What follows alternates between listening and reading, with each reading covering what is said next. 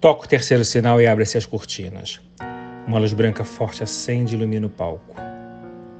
Meus olhos brilham, meu coração pulsa forte, minha respiração aumenta. E um sentimento de felicidade enorme. É o teatro entrando na minha vida, a arte alimentando minha alma, é o palco virando a minha casa. Lá vem eles, lá vem elas, sagrados atores, lindos e imponentes, fortes e brejeiros, irradiando a criação. Comédia, drama, música e ação. Eles pegam na minha mão e me levam para o mundo da magia. Me apresentam Shakespeare, Nelson Rodrigues, Albi e tantos outros. Eu aprendi, cresci, melhorei e entendi que o mundo sem a arte, ele não pode existir. Fui estudar, pesquisar, produzir, evoluir. E hoje estou aqui apresentando o que entendi ser artista. Viva comigo essa experiência e façamos juntos um mundo melhor. A arte salva, cura, educa e resiste. Muito boa noite, estamos começando mais uma edição do Ser Artista Podcast, todas as quintas-feiras às 19 horas no nosso canal do YouTube e na sua TV conectada, canal WePlay. Como vocês sabem, esse podcast é oriundo do livro Ser Artista, é um livro que está há 6 anos aí na praça, entre os 100 mais da Amazon. E agora, minha gente, eu tenho um novo filho, o livro Artion chegou. É um livro escrito por mim e o André Artes, 100 monólogos, 50 de comédia, 50 de drama com orientação artística. Para você que quer entregar um material no seu meio do audiovisual com mais qualidade, chegou o livro certo para você. Os monólogos estão aí para renovar o mercado. O meu convidado de hoje, sempre eu tenho um grande amigo. É o diretor acadêmico da CAU, Hermes Frederico, uma das pessoas que eu tenho uma das maiores admirações e um grande parceiro. Muito boa noite. Boa noite, Marcos. Uma honra ter você aqui. Eu já vou começar te agradecendo porque você é um dos maiores responsáveis pelo meu lado professor, pelo meu lado acadêmico, me estimulando a fazer o curso Ser Artista na CAU, que me deixou muito, muito honrado e feliz. Agora eu vou dar uma primeira aula na graduação, né, na parte de direção. Você me desafiou e eu estou feliz na né? pós, de direção para o audiovisual. Estou muito feliz dessa aula. Mas eu quero falar um pouquinho sobre o curso Ser Artista, que a gente vai começar a nova temporada a partir de outubro. Como é que foi para a CAU essa experiência de ter o Marcos Montenegro e o seu projeto Ser Artista junto com vocês, sendo uma escola tão consolidada? Eu acho que eu acrescentei um olhar para vocês, mas eu queria a sua visão enquanto diretor, como é que você analisa o impacto do meu curso dentro da CAU? Marcos, o Ser Artista é um curso que a gente pode chamar de curso de extensão. Né? É um curso muito peculiar, é um curso que também tem a ver com uma certa forma de ver o artista, que é o lado do exercício profissional, não só na atuação, mas o que ronda, o alicerce da profissão, do ofício. Que é o empreender. Então, né? Exatamente, é algo que eu sempre, na vida inteira, desde o início da minha atuação como diretor acadêmico da CAU, né, que eu pensei, o ator, a atriz, eles precisam, né, eles têm que pensar que eles estão estudando para exercer o ofício. E nesse exercício do ofício existem hoje, e você é talvez o principal responsável, por determinados conhecimentos que podem colaborar à chegada desse aluno, no caso, estou falando aluno no caso da CAU, né, aluna, o exercício da profissão. O exercício não só do exercício de vou fazer uma peça, vou gravar não, mas a sobrevivência. Né? Que bom. A remuneração. Eu acho que nós juntamos, inclusive, a teoria que vocês dão do teatro, eu com a prática do mercado. Acho que nós fizemos um belo casamento, né? Exatamente. Eu estou feliz porque eu renovei os 2 parceiros que apoiaram o nosso projeto, que é o Gilmar Araújo, que ele de novo estará conosco para a nossa montagem profissional, né, da nossa encenação do curso, e a Iafa Brits, dona da Migdal Filme, que de novo dará um espaço para um novo estágio de uma nova produção do audiovisual para o vencedor do projeto Ser Artista. Então eu acho que eu e a CAU, além dessa parceria muito bem sucedida, nós arrumamos vários bons parceiros para estarem conosco nesse empreendimento, né? Exatamente, Marcos. E só complementando, né? A Cal tem essa grande estrutura acadêmica, né? O conhecimento teórico, prático, são palavras muito reducionistas, né? Mas há um conhecimento grande, né? Da atuação do conhecimento intelectual, cultural, mas é essa aliança desse conhecimento com a possibilidade do exercício do ofício como um profissional de qualquer outra categoria. Maravilhoso. Entende? É o ganhar dinheiro como profissão. Exatamente. Espero que eu siga com você durante muitos anos. Isso aí. Que eu sou muito feliz lá. Agora vamos falar de você. Hermes, vou falar uma coisa para você. Estudando seu currículo, é de uma beleza o seu currículo. É de uma beleza, porque ele tem uma diversidade, uma amplitude imensa, que eu achava que eu sabia toda a tua vida, descobri que eu não sabia toda a tua vida. Embora esse currículo que você tem ainda não é o completo. E você também falou que não é o completo, eu fiquei impressionado. Obviamente que eu não teria que fazer 10 programas para falar do teu currículo todo. Né? Mas eu vou nos principais pontos. Que você mas percebeu. O primeiro, claro, que eu vou ficar falando, porque se você sabe, eu também queria ser médico. Eu fiz faculdade, vestibular, prestei, passei para Vassouras, não fui, porque eu amarelei na prova de Química e Matemática aqui no Rio, não passei para a faculdade que eu queria e mudei tudo porque eu gostava de arte. E aí eu vi que você, assim como Wolf Maia, Sininha de Paula, Sérgio Brito, você é médico, você se formou. Me formei, fiz internato, fiz residência, fiz mestrado, fiz várias pós-graduações. Eu sou médico. Você especializou em alguma categoria? Me especializei, eu sou clínico. Clínico. Sou clínico. Mas você chegou a ganhar dinheiro como médico? Sim, até hoje. Até hoje? Claro, eu sou médico. Eu não sabia que você estava atuante. Ainda estou, sim. Eu me aposentei de um dos trabalhos, né? Mas sou médico. Uma vez eu fiquei pensando, a Glorinha Boitemilha, que a gente vai falar dela. Vamos falar dela, com certeza. Depois ela escreveu para mim. Isso quando eu ainda estava fazendo o internato. Sérgio Brito dizia que medicina e a carreira de ator tem algo muito em comum. Que ponto é esse? É difícil dizer, né? Eu não sei te dizer exatamente. A Glorinha dizia, a arte... Ela colocou Hermes. Um bilhetinho só. Quando eu passei na residência. Ela escreveu e disse assim, Hermes, a arte e a ciência caminham juntos. Eu não entendi. Eu me sinto realmente, um pouco médico enquanto agente, porque eu cuido de tantas pessoas que eu acabo virando um pouco médico, um médico meio da cabeça, um médico da vida. Eu não consigo ver claramente isso, entende, Marcos? Acho que a medicina é a medicina, a arte é a arte. E como agora, você muda? Coincidentemente, eu tenho os dois lados. Olha, aí eu posso falar de mim, né? Nesse sentido, não sei se você... por que será que eu fiz medicina e como é que eu entrei na arte, né? Quando eu era muito pequeno mesmo, bem pequeno, né? Eu tinha um verdadeiro fascínio por cinema.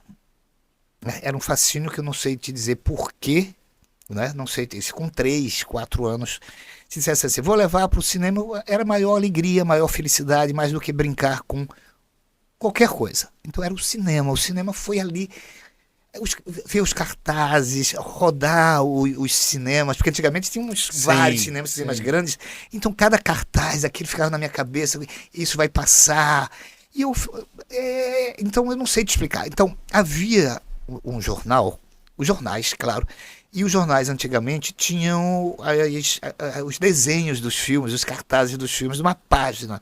Aquilo era tão fascinante para mim, tão fascinante. A minha avó dizia engraçado assim, que era quase como uma pintura, né, da cara dos atores de Hollywood, era fascinante, né? Era fascinante. A minha avó dizia assim, se não achasse aquela página do jornal, eu enlouquecia, porque tinha que ter todo dia eu ver aquela página. Que lindo. Não sei te dizer por quê. Ao mesmo tempo, na minha personalidade e no desenvolvimento da minha personalidade, eu tinha um desejo também inexplicável, mesmo criança, e depois ainda isso foi se ampliando muito mais, da questão da verdade, do homem, entende? Do homem. Então aquelas velhas perguntas, quem sou eu, por que estou aqui, estudei em colégio católico, né? E Mas aquilo, ao mesmo tempo que me instigava, tinha um lado dolorido, Mas entende? esses questionamentos, eles surgiram da criança? Desde criança, Jura? desde criança. Que é uma Desde... coisa tão existencial, Pois tão, é, é uma consciência tão madura. eu fui uma Você foi uma criança coisa precoce, existencialista. existencialista. Sempre pensei nisso, né? E eu lembro de um momento Curioso. tão interessante que uma colega, assim, eu já tinha isso, né? E um dia, subitamente, ela chega, eu me lembro o nome dela, era Inajá. Já que nome Inajá, que diferente. nunca mais eu vi depois, era Inajá. A Inajá chegou sorridente, como se fosse um grande deboche, um grande sorriso dela com todo mundo. Ela mostrou para mim a figura de um esqueleto e disse: Olha aqui o que a gente vai ser. Entendeu? Aí quando ela mostrou Aqui aquilo, todos vamos virar, né? e eu fiquei aquilo, disse: Pois é, isso é fato. Então eu lembro que isso foi um ponto de pensamento para dizer assim, isso ampliou mais a minha necessidade, mais do que curiosidade. Não era curiosidade, porque tinha uma angústia, vamos, nesse sentido, Sim. entende? Tinha uma angústia. Quando meu avô materno morreu, né? Eu lembro que eu fiquei muito ali, pô, vovô, né? E eles, meu avô e minha avó tinham uma cachorrinha pequeneza, Sayonara, e meu avô morreu em casa. E o caixão ficou na sala. E Sayonara ficou embaixo do caixão o tempo inteiro. Que coisa, Inteiro, inteiro, inteiro. E eu pensava, por que Sayonara tá ali? Eu lembro até hoje a figura de como, da expressão de Sayonara, né, da cachorrinha ali, ela estava... Eu não sei explicar como aquilo me tocou, entende? E ao mesmo tempo eu perguntei para minha mãe por que Sayonara ficou ali e ela não saiu, né? E a minha mãe dizem que os cachorros veem, preveem, com certeza. sentem. Com certeza. Então eram várias Que capta as energias ruins, que infelizmente. que aquilo tudo me deixava mais e mais. A arte, na verdade, a arte, ela te trazia um certo conforto. A arte, então, paralelamente a tudo isso, esse mundo de cinema, logo depois TV, quando eu assistia as peças de teatro no colégio, né, aquilo tudo era Um alento, né? um alento. Um alento. Então, quando eu via televisão, né, comecei também a ver muito cedo, aquilo tudo me deixava... Né, eu tinha 4 anos quando eu vi a primeira novela diária da televisão, que era 25499 Ocupado, com Tarcísio Meira e Glória Menezes. Eu tinha 4. Você tem referência com 4 anos de idade? Tenho. De 4 para coisa. 5, tenho sim. Lembro da Glória no telefone, lembro da carcereira, lembro muito bem. Lembro dos nossos queridos Sérgio, Mal Natália, saberia Fernanda. você que seria um dos Não maiores saberia. conhecedores de E teledramaturgia era do engraçado país. que eu li cedo e começava a ler engraçado. Eu lembro que eu li assim, Italo Rossi. Entendeu? Eu lia Italo Rossi. Aquele quarteto do Grande Teatro Tupi que tinha no jornal, entende? Que Os maravilha. nomes eram esses. Você chegou a fazer algum exame de superdotado? Não. Você não se achou em nenhum momento? Nada, não? nem se falava nisso, né? Não. Sérgio Brito, Natália Timberg. Natália porque Timberg. eu lia Timberg. Tem muita gente, tem gente que ainda fala Timberg hoje. Eu lia ao pé da letra, né? Fernanda Montenegro. Então, mas quando foi que você muito... fez a mudança, a coisa paralela, assim, a medicina? Falei, vou trabalhar com arte. Não, vamos ver, foi um ambiente, eu fui assistindo... Se familiarizando. Cada vez mais filmes, via televisão que eu gostava muito, gostava de novela, gostava de Dercy Gonçalves, do programa da Dercy, eu adorava Chico Anísio, e tinha um programa... esses dois, esse humor que eu não sei porque eu ria com a Dercy. Eu ria. E você era criança. Era criança, e você entendia o humor dela? Não, eu ria com ela. Eu ria com o Chico Aquele jeito Anísio. histriônico dela de ser. E ria com o Chico Anísio. Que é o maior ator do país. Né? Foi o maior ator do país. E Chico Anísio tinha uma personagem que desapareceu com o tempo, que era assim, que quando ela chegava eu já ficava, a Dedé. Dedé engraçado, não me lembro. Não, sumiu, porque era uma senhora, muito engraçada, eu nem sei dizer o conteúdo, antigamente se falava a palavra solteirona, né?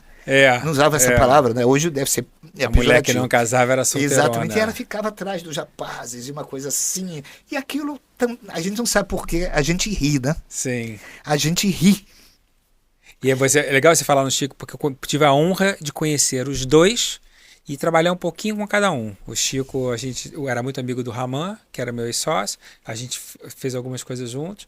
Para mim, é o maior ator da história do Brasil, com aqueles 200 e tantos personagens. E a Dercia, Certamente. eu tive a honra de convivê-la quando a Fafi Siqueira foi fazer a minissérie na Globo e eu fiz a negociação do direito do livro da Maria Adelaide para a TV Globo, para Decimar.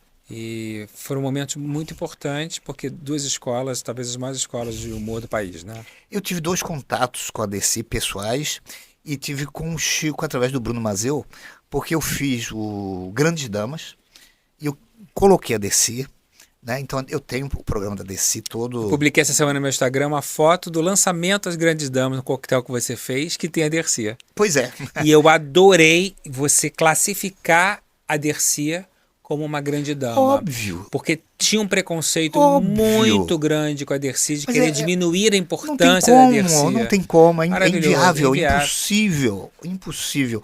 E depois teve um evento na Caixa Econômica, anos depois, anos não, né, 4 anos depois, né, 2 anos depois, que era a história do teatro de revista. E quem estrearia era a Dercy.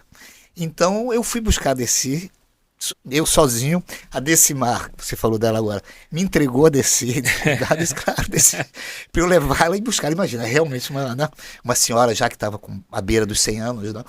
E ela com aquele jeito todo dela. Quando eu conheci a Dercy, ela frequentava bingo clandestino. E Decimar me falando que ficava doida atrás da mãe. Mas vamos voltar E o Chico, o momento da história que você vira. E o Chico, só fechando, quando eu fiz no Canal Vivo Os Comediantes que Amamos, eu fiz questão do Bruno. Maravilha. Fiz questão do Bruno, porque é o representante Com mais. certeza. Então a gente revisou o Chico também através do. Você está do no Bruno. documentário do Chico? Na Globoplay? Não, esse é outro. Bom, inclusive, que ela fez. Muito Muito bom, muito bom. E como é que você, então... Mas aonde é o ponto de partida, a pedra fundamental do Hermes Federico nas artes? Em que momento? Perfeito, muito. Efetivamente que você diz, né? Efetivamente. Não como público. Não, efetivamente. Não como, efetivamente, vamos lá. Em 1977, eu estava em Recife, eu começo meu curso de medicina em Recife, na Universidade Federal de Pernambuco, que eu não esqueço os meus amigos, os meus colegas, até hoje, tenho um profundo sentimento por eles, profundo sentimento. Lembro até hoje de todos os, em ordem alfabética, Que barato. estão todos aqui comigo, né? E em 1976, na verdade, não 7, por aí, 6, 50 anos agora. Engraçado, né? Em 1976, havia em Recife uma colega que era mais adiantada de medicina, né? E ela me falou, tem um curso à tarde, um pouco fechado, chamado Expressão Corporal, com José Neto. Era um português que estava em Recife. E ali eu fui assim, porque ao mesmo tempo que eu falo, eu tenho a minha reserva, né? Sim. Eu tenho uma certa, Sim. não é timidez, eu sou reservado. E você desenvolve de acordo com a confiança. Aí eu disse, eu vou, se ela tá e outras pessoas. Então era muito interessante. Olha como o tempo de 76 era um grupo pequeno, não tínhamos 7, 8, e ele conduzia muito bem os exercícios. E nesse grupo, de 8, tinha uns 3 ou 4 componentes adultos com diagnósticos psiquiátricos também. Olha que coisa interessante, né? Então éramos todos os 8 ali sem nenhuma... Nos relacionávamos muito bem. Então ali foi de opa, tem alguma coisa que eu estou... Se identificando. Exercendo o corpo, né? Com toda aquela questão da medicina muito... Traz muita rigidez, né? Um pouco ali. Mas a minha confiança foi em função dessa colega que era do 4º ano e eu era do 2º. Entende? E aquilo me dava uma certa confiança, né? Uma credibilidade. E no decorrer então isso durou o segundo semestre, lembro bem, de 1976, 2 vezes por semana.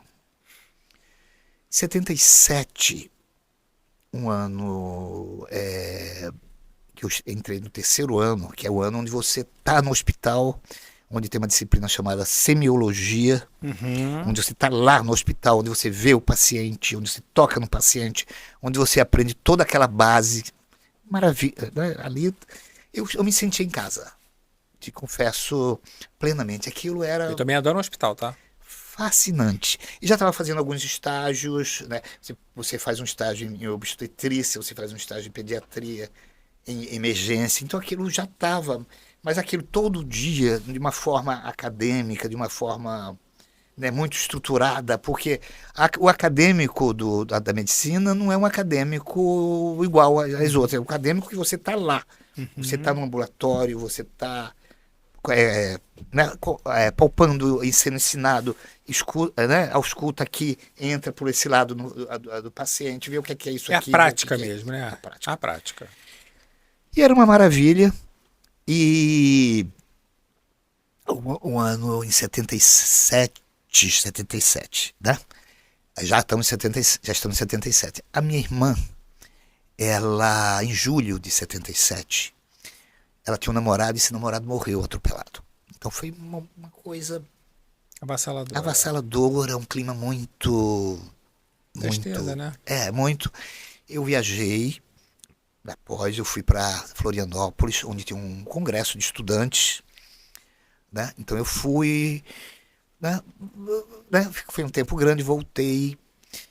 E aí uma outra colega, ela fazia psicologia, Laura, falou assim: vai ter em Olinda, no Teatro Hermilo Borba Filho, um curso de teatro. Tem teoria, tem prática. Luiz Fernando Carvalheira e Marcos Siqueira. Olinda, Ladeira. Eu fiquei, será que eu fiquei assim, tentado. E aí havia Laura, que fazia psicologia, havia Douglas Tabosa, que fazia arquitetura. Tinha uma outra colega que eu descobri que fazia também, Fafá. Então era uma equipe de pessoas interessadas também, e Marcos Siqueira e Luiz Maurício Carvalheira. Falei, não sei se eu falei Luiz Fernando, mas é Luiz Maurício Carvalheira. Que memória que você tem, hein? Não, mas isso não tem memória, Meu porque fizeram Deus, parte da minha esses vida. nomes todos. Mas fizeram parte né, da minha vida.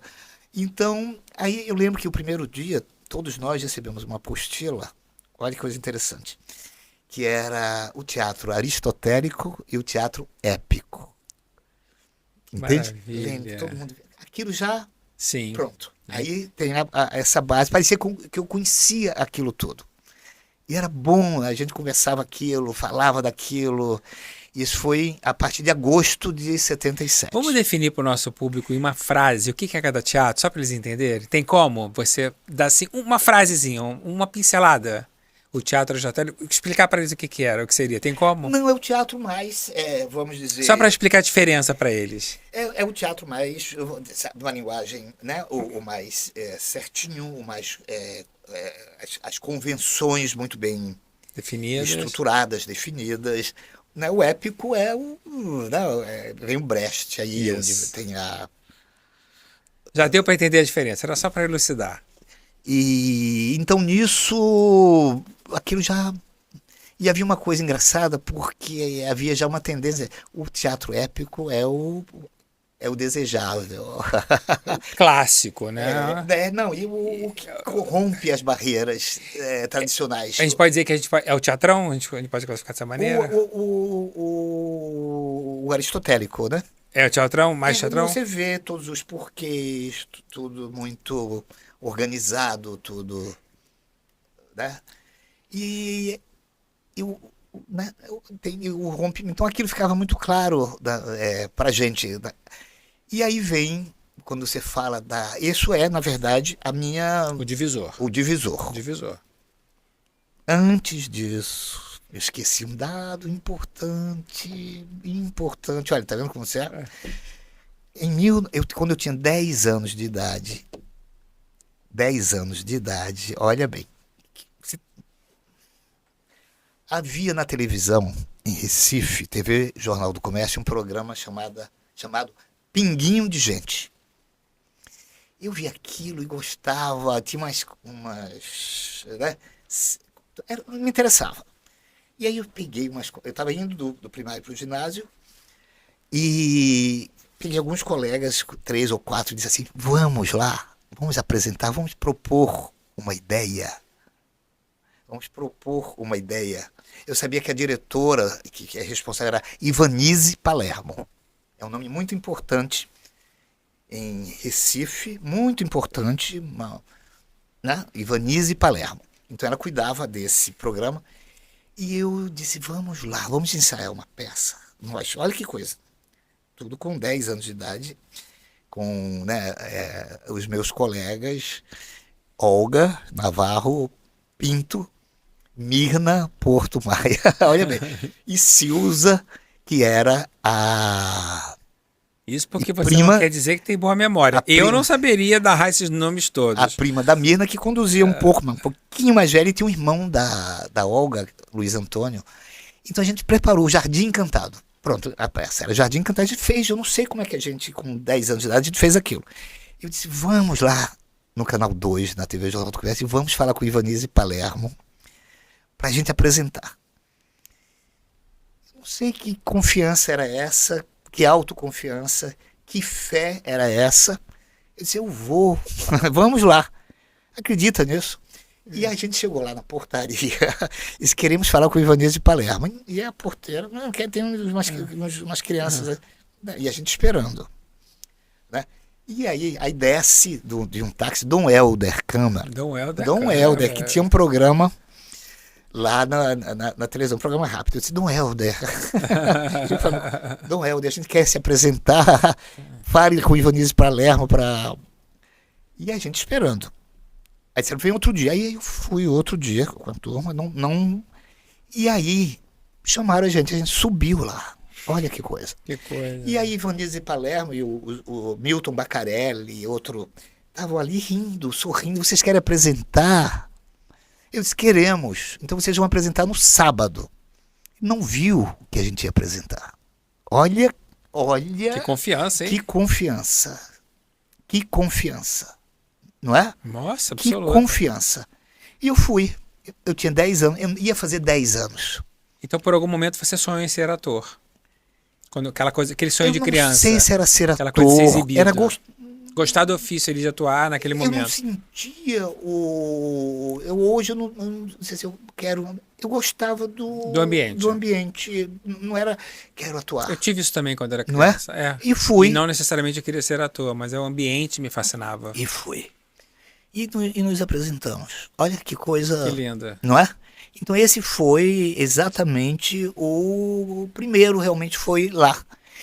E eu acho que estou fazendo essa associação agora. Uhum.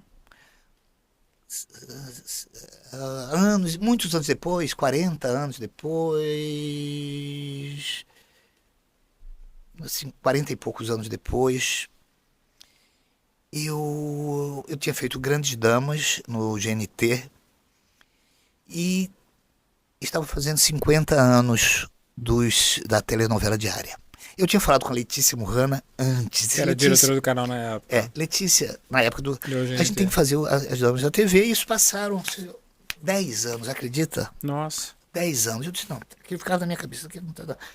Quando é que eu vou procurar a Letícia, né?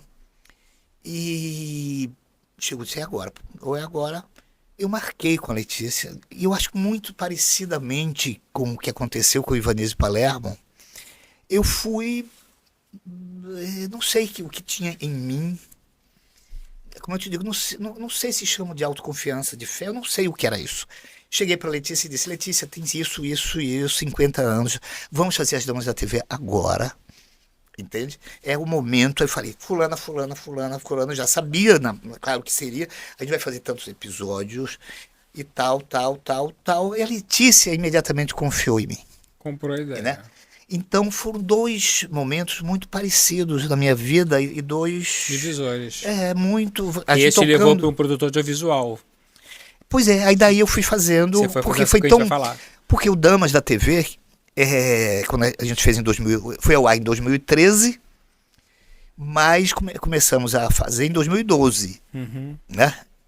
Eu vou entrar nesse assunto da televisão. Eu quero mas só pra voltar. dizer que tem uma coisa aí que é... Eu já entendi teu divisor de água de Não, artístico. mas é a coincidência da atitude. Total, uma analogia maravilhosa. Da Agora eu atitude. preciso seguir aqui num roteiro, porque você tem uma carreira gigantesca. Então, mas não falamos de como isso, mas aí tem um detalhe para fechar Fecha esse ciclo. essa questão do teatro em Recife.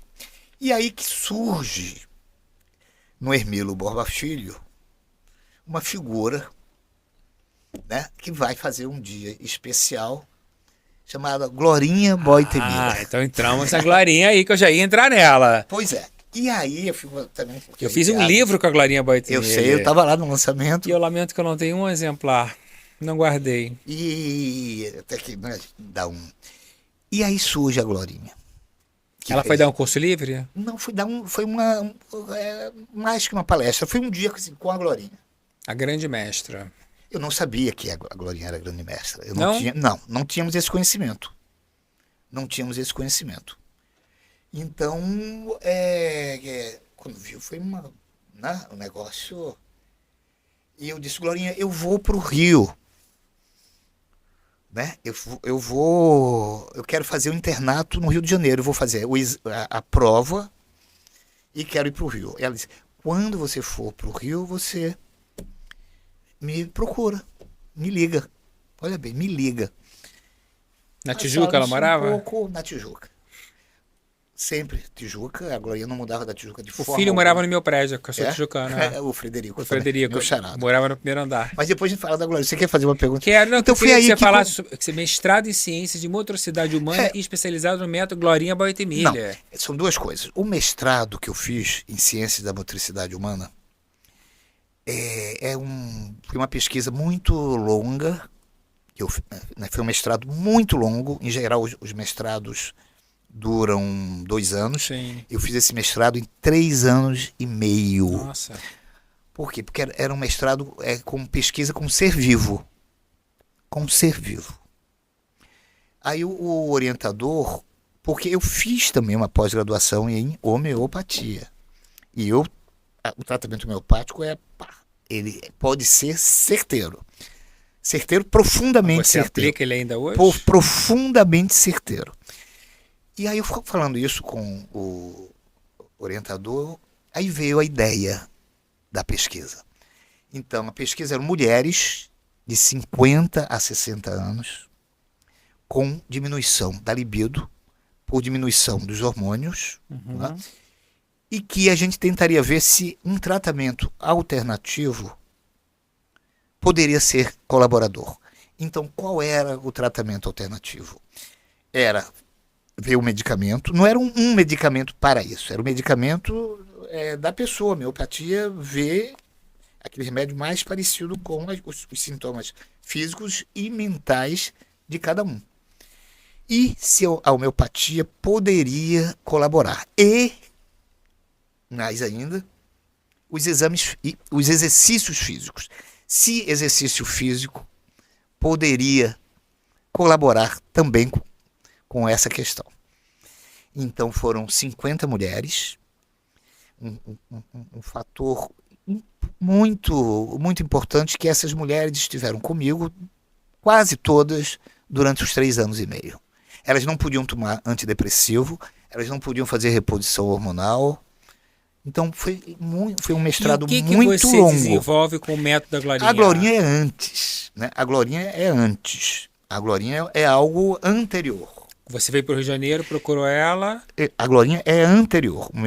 Aí é que vem o lado profissional. Né? Quer dizer, eu estava fazendo internato. É importante falar do meu internato, porque como eu vim para a Federal, né, eu sou da Federal, então havia a Santa Casa de Misericórdia no centro, na Santa Luzia, e eu fui parar no serviço do Clementino Fraga Filho, que seria o maior clínico de referência absoluta no Rio de Janeiro. Eu não tinha tanta noção, né? Eu só percebi depois, a excelência daquilo tudo que eu estava passando ali, naquele internato. Eu dizia assim, nossa, a metodologia era tão Precisa, né? precisa, exemplar. Você tinha contato com o hospital inteiro, mas de uma forma muito organizada. Para gente nós que estávamos ali no internato, eram 12 mais ou menos. Ficava uma enfermaria embaixo, outra em cima, depois revezava e a gente percorria. Era uma. E foi aí que veio a Glorinha.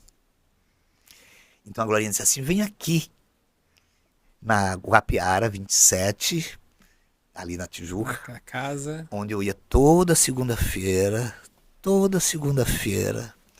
né, num horário específico, e a Glorinha me generosamente,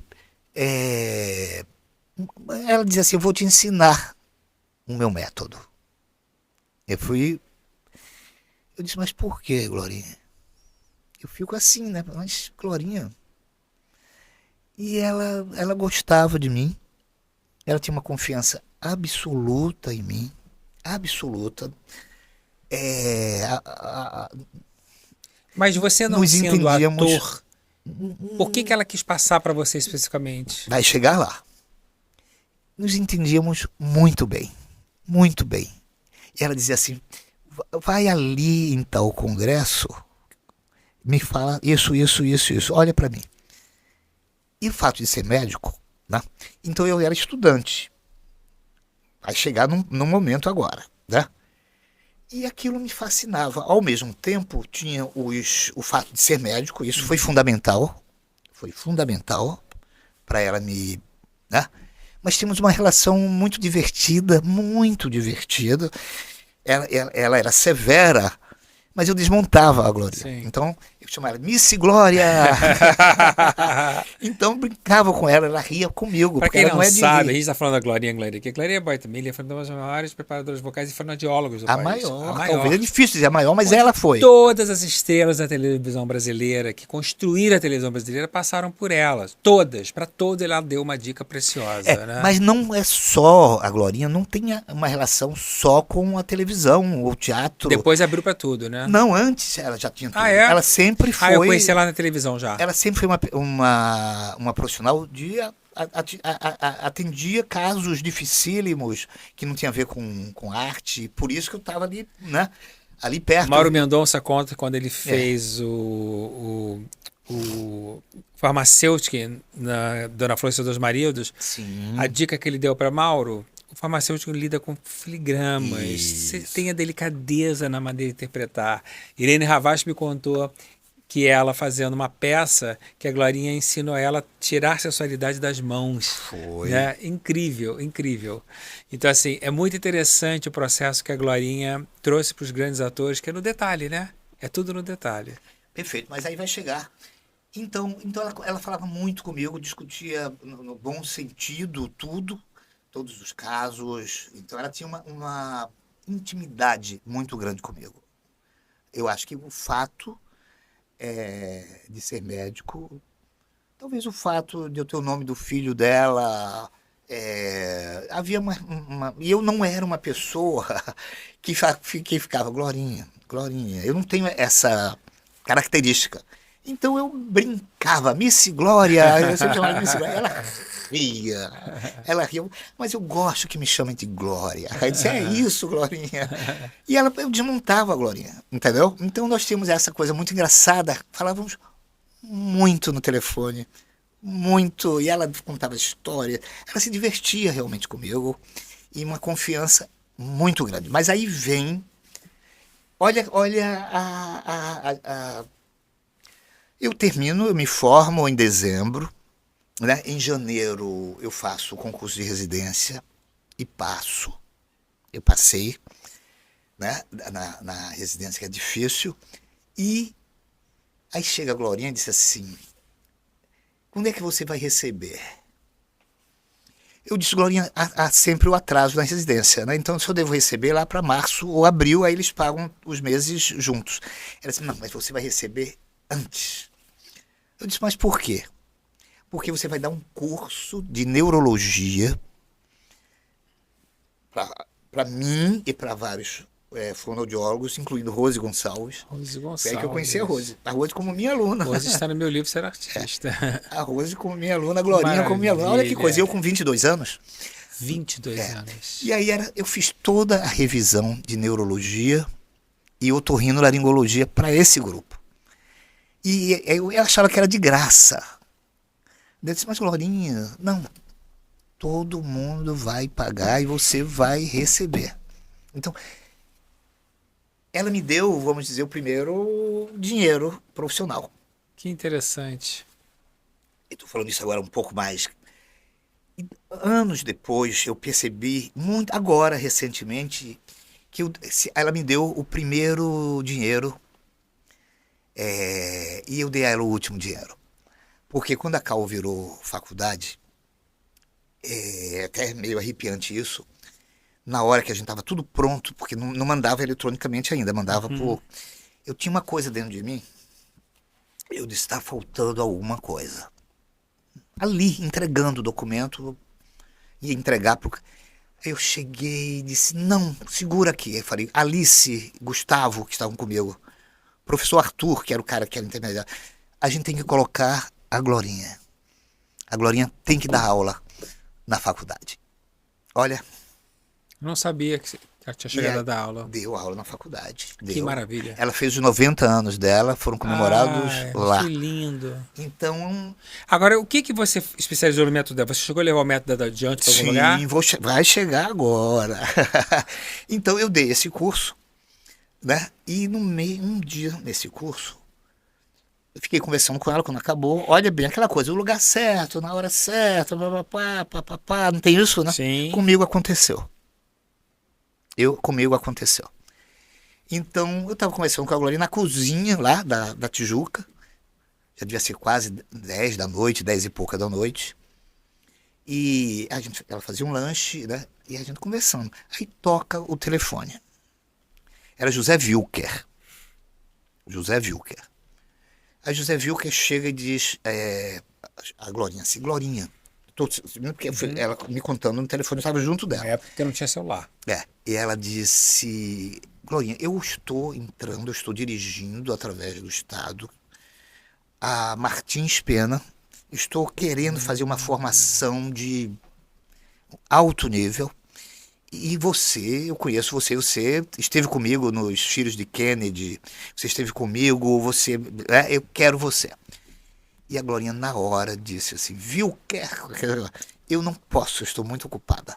Mas eu vou mandar uma pessoa da minha inteira confiança no meu lugar. Eu ouvindo aquilo. Aí eu assim, será que ela... Aí ela chegou e disse, Hermes Frederico. Aí eu tomei um susto. Ele vai conversar com você e tal. Aí desligou, pá. Aí mas Glorinha, eu estou fazendo residência, vou fazer agora. Aí ela chegou, olha que coisa. A residência é manhã e tarde, você vai ter 2 noites. Eu disse, mas eu não sei, eu nunca dei aula, eu não sei o que é isso, como é que eu vou?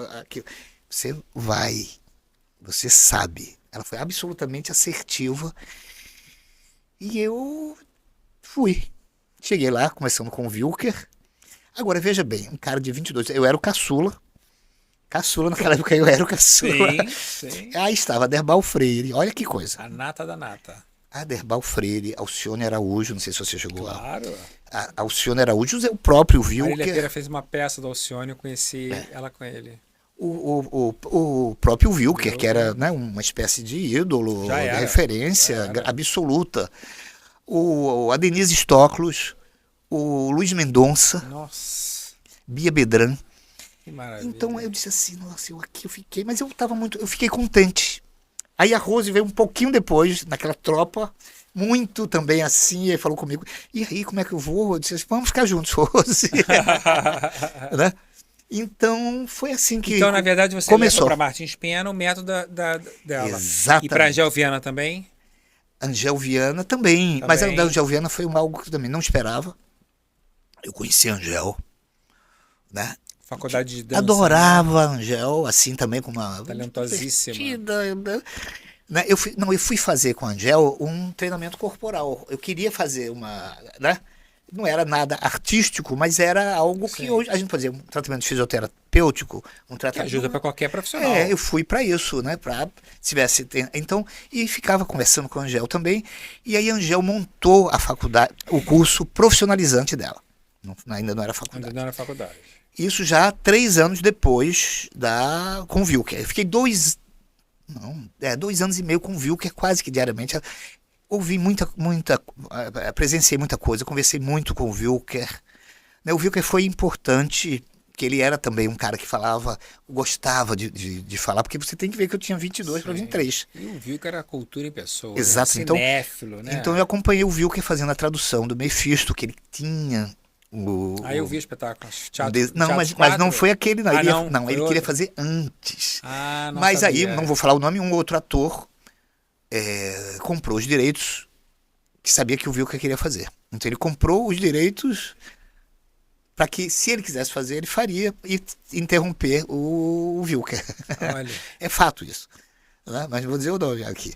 Né? E aí foi, né? Aquilo realmente foi uma base muito importante. E eu fazendo a residência, Nossa, tudo paralelo. É impressionante. E na Angel, então, você foi estudar e acabou desenvolvendo o método lá também, né? Da Mas Glorinha. tem um detalhe também.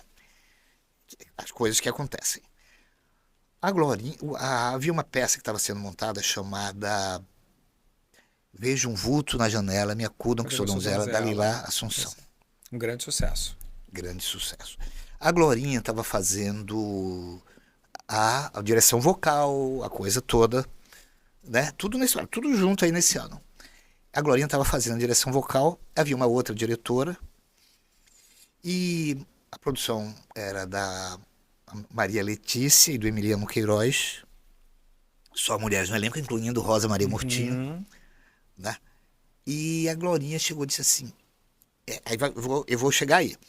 E aí a diretora sai e diz assim, Glorinha, você vai assumir a direção da peça e o Emiliano vai te ajudar. E ela ficou atordoada. E aí ela chegou pra mim e disse assim, olha, você vai todo dia comigo e você vai anotar tudo pra mim. Eu vou sair do lado vocal, claro que eu vou sempre falar, mas eu vou pensar na peça. E eu ia todo dia, veja bem, tinha que acordar às 6 horas da manhã pra residência. Fazer a residência e todo dia, Aí eu passava pra ela, Glorinha, isso. Eu lembro da Rosa Maria, que ela falava de um gerânio. Eu diria assim, Glorinha, olha, quando a Rosa Maria falar isso aqui do gerânio, você sabe que o gerânio tem relação com aquela sexualidade dela, que é mais uma vez, entre a solteirona e tal. E a Glorinha gostava de tudo que eu fazia. Então tem esse dado aí que é... Então era uma confiança realmente muito Então, na interessante. verdade, Esse a Glorinha, ela também te introduz ao mundo da direção. Pode ser. E o Porque curso você- que depois ela fez na Santa Casa, né, de foniatria. Mas ela te dá toda uma base De ali. toda essa base. É. Ela, Agora, eu ela fazia é muito mais importante na sua vida do que eu imaginava. Total. Mas eu estava fazendo a residência que eu estudava muito para residência. Você não imagina o que é fazer residência. Tinha um plantão por mês. E com muita avidez também na medicina. Né? Aquela clínica que eu tinha verdadeiro. Eu gostava de clínica médica. Que Eu raridade gostava. isso, você levar duas profissões tão consistentes e tão complexas. Eu gostava daquilo tudo. Aquilo para mim era aqueles casos clínicos. Sim, a gente E aquilo para percebe. mim era entendeu? De endócrino, de néfron, E depois de que tudo. você passa pela Angel, como é que entra a Cal na tua vida? A E antes Angel, da vida? vou lá. A Angel é um pouquinho depois, seria um pouquinho depois da Cal, é similar. A Angel me chamou, eu fui. Né? Fui também, eu gostava e aquilo já era um pouco mais fácil, mas havia um desafio também na Angel. Porque não era só o método da Glorinha, né? Era o método da Glorinha, mas com um objetivo. Como é que aquilo se apresentaria no trabalho corporal, no trabalho de dança? Porque eles não tinham. E a fala, entendeu? E elas também, no início, alunas entraram naquilo. E foi algo. Aí, no ano seguinte, a Angel, né? Chama as outras. Aí eu estava mais uma vez junto com profissionais, Regina Miranda, né? A nata da dança. Sempre. Então, Sempre. Né? Então aquilo tudo eu fui levando paralelamente à medicina, comecei a trabalhar, comecei a fazer consultório. A minha vida sempre foi uma vida de trabalho, assim. Não sou uma pessoa que eu não canso, não tenho naturalmente um cansaço, eu sempre gosto. falei, você tem uma energia de jovem. Eu gosto, então aprendi, para mim, o dormir, eu não tenho essa necessidade, vamos dormir, não tenho. Eu gostaria de dormir, no fundo, 2 horas e meia, 3 horas por dia, para mim seria ótimo. Porque eu gosto da madrugada e gosto do despertar cedo. Então eu gosto, aprendi que, e ainda mais agora, né? Pô, se eu dormir não durmo 2 horas, né? Durmo mais, mas gostaria de ser, pô, a vida seria ótima.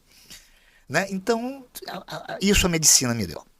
Né? Porque tinha aqueles plantões que você... Aprende, o corpo fica condicionado também, a virada, né? Fica. Havia assim, a divisão. Você dorme menos mesmo. De meia-noite às 2, ficam 2 pessoas. De 2 às 4, outros. Então, eu sou capaz de chegar aqui, tenho que dormir aqui, eu durmo aqui. Sim. Então, isso para mim foi uma coisa também ótima na vida. Muito... E eu gostava do cheiro do hospital. Até hoje eu gosto e tenho saudades. Que delícia. Eu tenho saudades. Acredita nisso? Acredito. Do cheiro noturno, do cheiro da madrugada dos hospitais. E me conta como você entra na Cal. Quem te convida? A Cal eu entraria em 82, quando estava sendo inaugurada, que a Glorinha tinha me chamado, porque estava sendo montada. Eu disse, Glorinha, impossível, porque eu estou fazendo residência, você sabe disso. Papapá, não tem como fazer isso agora. E nem aquilo não me incomodou. Né? Pouco depois, o Ian Michalski morre. E aí é que eu entro. Aí a Glorinha, mais uma vez, agora então você... a Glorinha também foi responsável pela sua entrada na Cal. Foi porque ela já tinha falado de mim antes, até com o Eric, né? Disse, olha, a Glorinha é sua madrinha artística. Eu chamava ela, não chamo ela de madrinha. Eu digo assim, Glorinha, acredito que você tenha sido um anjo na minha vida. Que lindo. Sempre falei isso para ela. E falando da Cal hoje num mundo onde as escolas estão sendo, de uma certa maneira, questionadas, e eu dou uma importância enorme, porque eu acho a Cal a maior escola do país. Sim, o médico, o MEC confirma isso, com a nota máxima na avaliação. Eu tenho um orgulho imenso de ter o curso de ser artista na Cal, fico extremamente honrado, que sei que meu currículo tem um valor muito importante. E a Cal é um celeiro de artistas importantes que saíram de lá. Muitos, assim, né? A gente pode falar vários. O Paulo Gustavo, que eu cheguei a empresariar, veio de lá, e outros mais. Mas no Brasil de hoje, você como um diretor acadêmico da Cal, que está em contato direto com os jovens, que está em contato direto com os talentos, você sente que a geração que está lá é uma geração tão potente quanto todas as outras que passaram? É difícil ter essa resposta, mas eu vejo muita gente com essa potência toda. Acho que você eu mesmo ser artista, eu resgatei 3. Você viu, né? Então tem isso. Tem isso. Tem essa... O teu público é muito qualificado, eu sempre digo isso. O aluno da Cal é um aluno que quer aprender. Você diz que eu dou sorte. Eu estou no meu 4º curso, mas eu fui muito feliz sempre nos meus cursos, porque sempre tive alunos muito interessados. A Cal... Aí vou colocar tem que colocar na primeira pessoa agora, sim, né? Claro que a Cal sou eu, sou o Gustavo, que está antes de mim, Alice, né? São fundadores, e o Eric, que já faleceu, e o Ian. Não dá para esquecer o Ian nos primeiros anos, né? Então, quando eu assumi, eu fiz 2 coisas. Eu falei assim, eu vou fazer meta 2 coisas. Qual foi a primeira coisa que eu fiz? Eu falei, disse assim, lembro que estava o Eric, estava aqui, o Gustavo estava ali, não acreditando talvez no que eu tinha dito. Eu disse assim, eu vou ligar hoje para o Antunes Filho, convidando ele para Cal. Então daí que sustou a relação com ele. Com o Antunes Filho. Okay. Eu disse, vou ligar hoje para Cal. E vou mexer na estrutura curricular. E o Eric disse assim, pô, faz o que quiser. Olha que, como é bom ouvir isso. O Eric. E o Gustavo, ali sempre, o Gustavo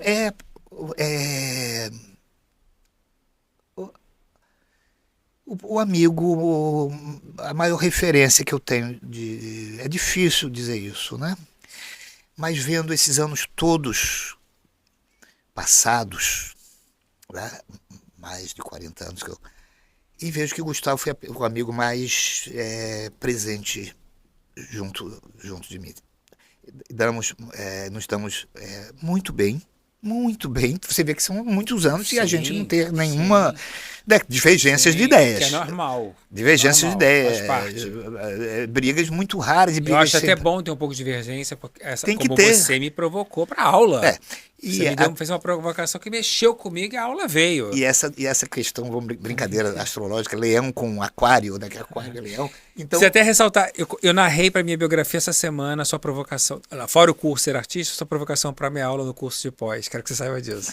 Eu coloquei lá, porque eu acho importante registrar essa tua orientação, né? Eu não só pela minha admiração que eu tenho por você, pelo seu conhecimento, mas porque eu acho a sua importância acadêmica na vida das pessoas. Você leva a gente para o conhecimento, isso é muito bom. eu gosto da provocação.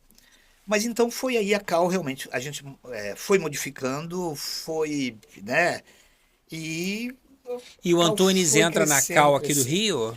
No Rio de Janeiro. Então, o Eu único não peguei essa lugar fase. que o Antunes... Eu não sabia nem que tinha dado lá. Muito tempo. Então, tínhamos Ele um gostava? vínculo muito. O Antunes, ele era exclusivo do Sesc em São Paulo. E Exclusivo. você produziu um monte de coisa com ele lá, né? Eu e a Cal, né? Eu, o Gustavo e...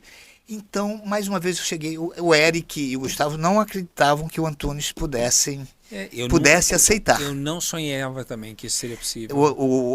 Aí eu cheguei, Antunes, você tinha falado certa vez, porque eu sabia que ele tinha falado isso, que um dia eu vou a Cal. Eu cheguei e disse assim, olha, o Ian já morreu, você tinha falado uma vez, eu gostaria que realmente você viesse a Cal. Falei assim, à noite, eu liguei para o Antunes, eu lembro muito bem. Mas ele morava em São Paulo? São Paulo. Ele vinha para o Rio só para dar aula? Só para aula. 9h30 da noite eu falei com o feito. Antunes. E ele atendeu e pá. Ele disse, eu não vou agora. Olha bem. Isso foi em maio. Ele disse, eu não vou agora. Mas em janeiro você me liga e a gente combina. Eu liguei em janeiro, disse, Antunes, sou eu. E aí começou. Aí ele ia montar estava ensaiando uma peça chamada Vereda da Salvação, com o Luiz Melo e Laura Cardoso. Bonita demais. Muito bonito.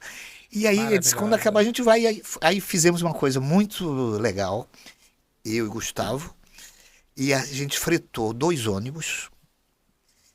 Então, você vê como a gente tinha fretamos 2 ônibus e fomos para São Paulo. Falamos com a escola Macunaíma lá para hospedar os alunos. A escola que é ligada a ele também, né? Para eles assistirem o Vereda da Salvação e o Hamlet com José Celso e Leona Cavalli fazia. Que maravilha. Olha a Leona Cavalli ali aparecendo ali. Leona tinha que entrar. Olha a Leona ali, né? Entrando. Não é engraçado essa Leona Cavalli. E foi. Que interessante. Aí falamos com o Antunes e a partir daí, Antunes, vamos fazer. Vamos falar com o Sesc e criamos uma amizade imensa, porque imensa. Foram várias o Gustavo montagens. E o Antunes, muito. E o lado dele difícil de ser que ele era considerado? Nenhum momento difícil? Nunca em 20 anos praticamente, quase todos os trabalhos do Antunes a gente trouxe e produziu aqui no Rio de Janeiro. Todos. E fora as aulas que ele vinha com exclusividade. Entendeu? E que privilégio para vocês isso. Hein? Não é verdade? E conviver com Antunes, várias histórias. E por isso que você foi se formando o profissional que você tem.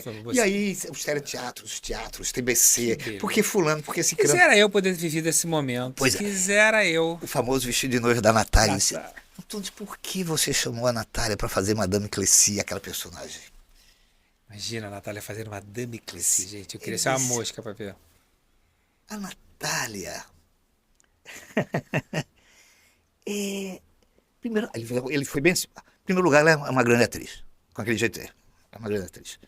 Tá? E depois ela tem o perfil exato da Madame Cleci, porque ela é muito aristocrática, mas ela é uma mulher que amou muito.